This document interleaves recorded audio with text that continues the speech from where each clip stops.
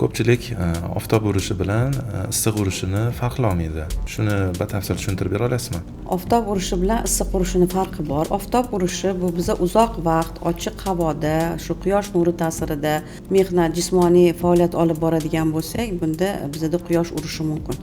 Issiqlik urushi bu o'sha fabrikalarda yoki bo'lmasam o'sha issiqlik stanoklarni oldida ishlasak, masalan, povurlar, oshpazlar gaz oldida ko'proq ishlaydigan bo'lsa yoki shu issiqlik bilan bog'liq bo'lgan korxonalarda ishlaydigan insonlarda issiq urishi kuzatiladi.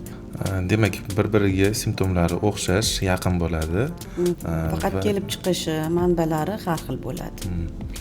Bunda qanday birinchi yordam ko'rsata olamiz bemorlarga?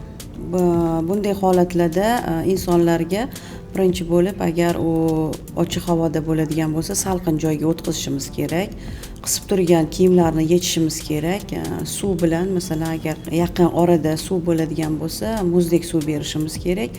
Agar harorati baland bo'ladigan bo'lsa, haroratni tushiruvchi moddalarni yoki bo'lmasam preparatlarni qabul qilish kerak.